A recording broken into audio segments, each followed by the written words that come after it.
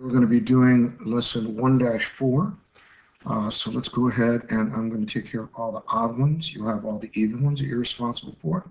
First one is 6 divided by some number equals 12.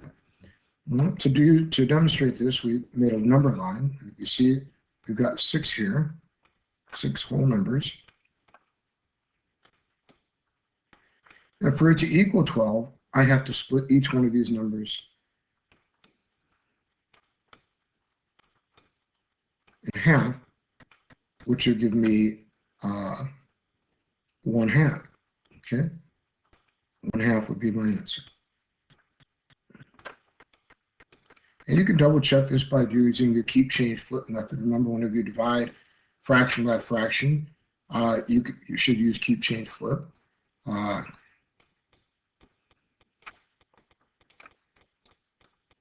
And some people use KFC, whichever one you can remember. It really doesn't matter. Remember, the first fraction on top, we keep it the same. Then we change from division to multiplication. And then we flip. We flip the second fraction. So let's test this. If we keep the first one, it's going to be 6, and as a fraction, 6/1. We multiply it, and this would be flipped, so this would be 2/1. And as you can see, 6 times 2 is 12. 1 times 1 is 1. Simplified, we have our answer 12. So 1/2 is definitely the correct answer. All right, let's go to number 25. Number 25 says, in 25 and 26, find each quotient. Draw a diagram to help. All right.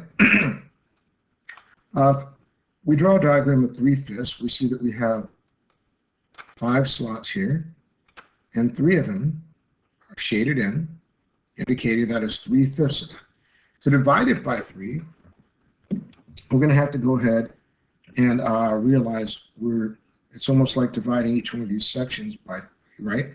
So we're just putting it this way by 3 on a table. And then we realize, okay, that we're only making one of these. We only have one of these. That's 3. 1, 2, 3. And then we count 15 blocks. That's 3 times 5. So that tells me that this is going to be 3/15.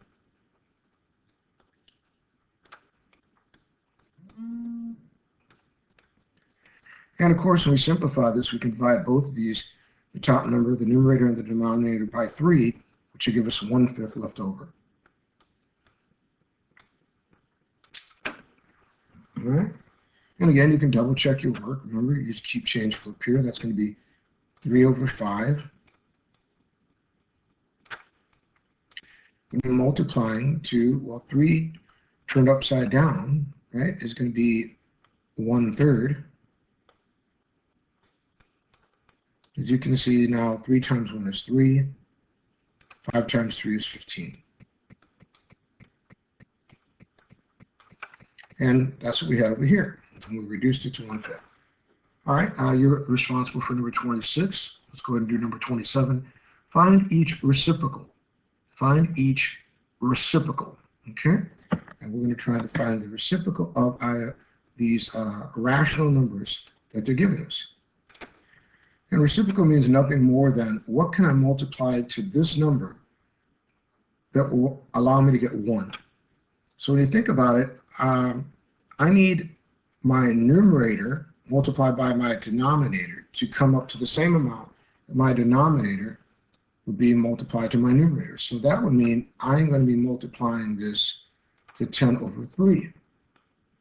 That would be my reciprocal, okay, my inverse. All right. Since we have number 6 here, remember this is really 6/1, so this would be 1/6. And I think I'm going to let you guys handle 29 and 30. I should be 29, but I think it was important to show you how to do a number that wasn't a fraction. That way you knew what to do with it. Number 31, find each quotient. The quotient is the answer to the division problem. So once again, we're going to take these two numbers and divide them. We do keep change flip again. So this would be 36 over 1. Remember, whenever there's not a number over a whole number, put a 1 under it to make it a fraction. We're going to change the multiplication. We keep the first one the same. We change the multiplication from division, and then we flip the second one.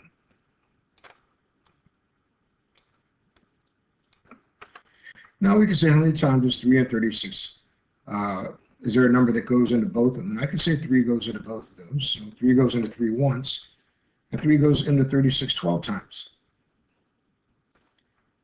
Using that butterfly method that we've learned before. Now we got 12 times 4, which is going to be 48.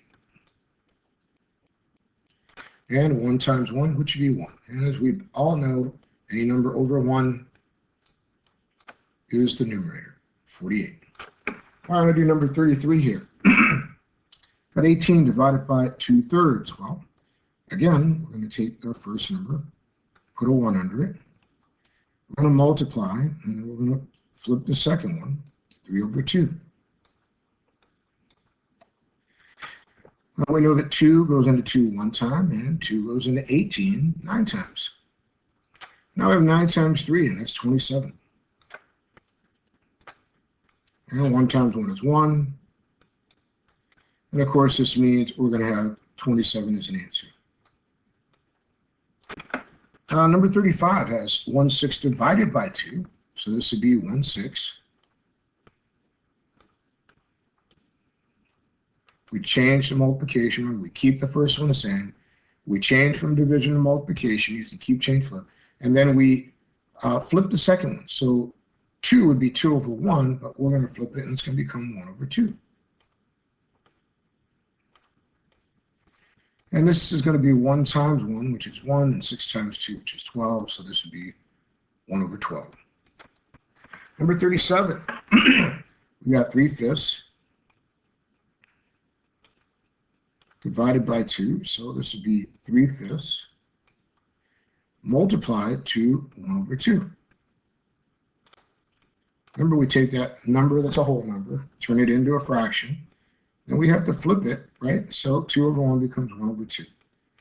Now we have 3 times 1, which is 3. And we have 5 times 2, which is 10. All right, number 39 is the next. A worker is pouring 3 quarts of liquor into 3/8 quart container. How many of the containers can she fill? Write and solve a division equation. Okay, she's pouring 3 quarts of liquid into 3/8 quarts container.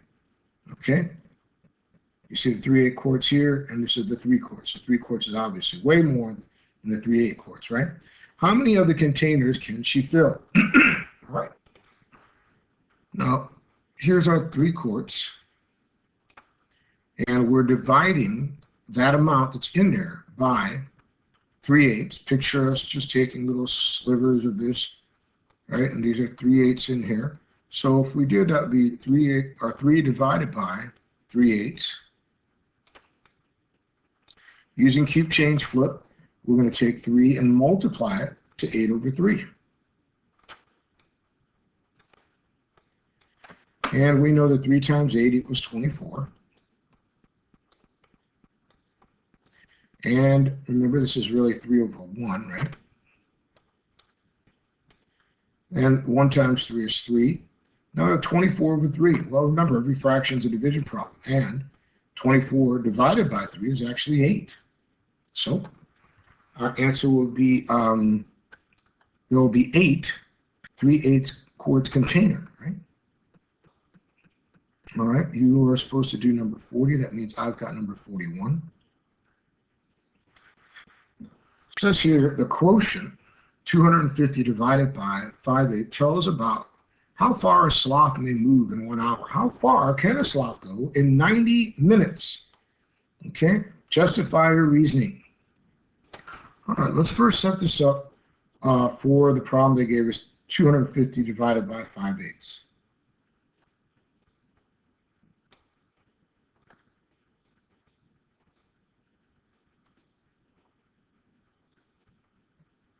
And we know since we're dealing with fractions, 250 is really 250 over 1. Using keep change flip, we know that this is going to go ahead and turn into 250 over 1.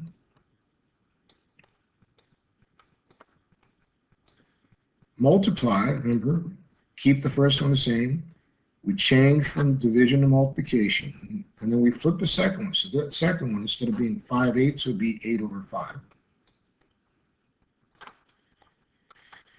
We see that 5 and 250 will go into each other, or there's a number that goes into each of them, and that's 5. So 5 will turn into 1.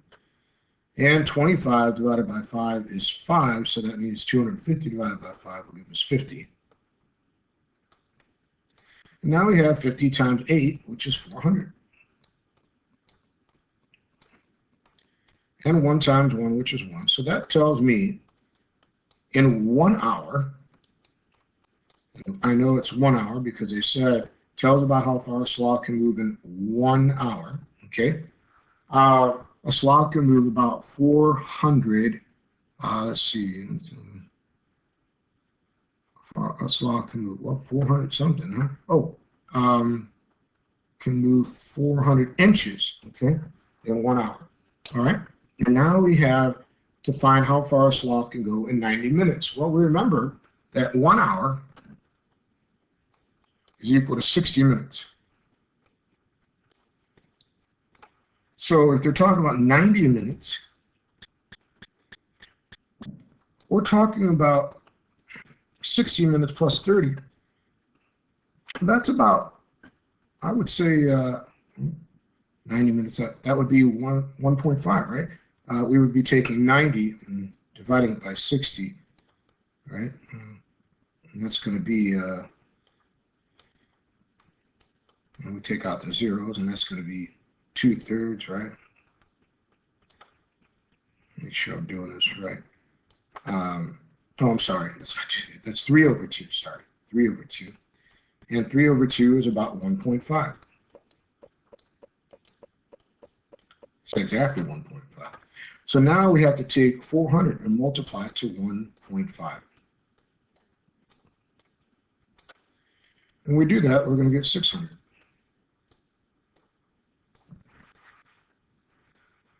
All right, so maybe I don't want anyone to think I did that really fast without thinking, but I pretty much know that one. If we did it the long way, we'd have 0 here. 5 times 0 is 0. 0 times 5 is 0. 4 times 5 is 20, right? And then since this is 1, this would be 400 coming down here. As you can see, that leaves us 6,000, but then we move that 1 decimal point, right? So we move it over here. That's going to give us the 600 that I spoke of. So 600 inches in an hour and a half. Okay. Next is number 43. Write and solve an equation to find how far a snail can go in 1 hour. A snail, let's see. Are there any things about snails over here? We got sloth, tortoise, and a snail. There we go. So a snail in 1 hour can go 120 feet. Oh, I'm sorry, in 3/4 of an hour. Oh boy. Okay. So let's see, 120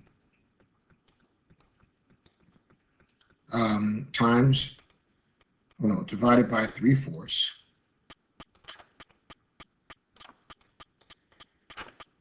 That's equivalent to 120 multiplied by 4 over 3. And we know that 3 and 120 are both divisible by 3. 3 turns into 1. 12 divided by 3 is 4, so 120 divided by 3 would be 40. Now we have 40 times 4, and that's going to equal 160. And 1 times 1 is 1, so we know that in 1 hour, a snail can go 160 inches. Oh, I'm sorry, in 3/4 of an hour. Okay, in 3/4 of an hour, a snail can go 160 inches. Now we have to figure out how much he can go in 1 hour. Before we do, let's go ahead and think about this really well. Remember, when we're doing this keep change flip, we're finding how much 1 is, okay? So when we divided 120 feet by 3/4 of an hour, we were actually finding how much the snail could go in 1 hour. This might be a bit confusing considering how 41 went, but look at number 41. It told us how much the sloth went in 1 hour when we did our answer, 400. They asked us how much it would go in 90 minutes. So the question in the end wasn't how much it could go in 1 hour, but in an hour and a half. And that's why we had to multiply it to 1.5. This question is asking us about 1 hour. So for all intents and purposes, 160 inches, okay, per hour is the right answer. So let me clean that up.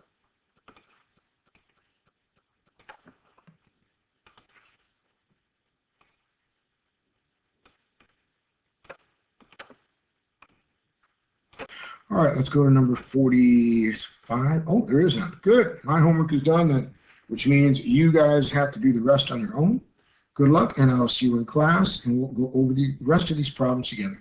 All right, have a great day, and see you tomorrow.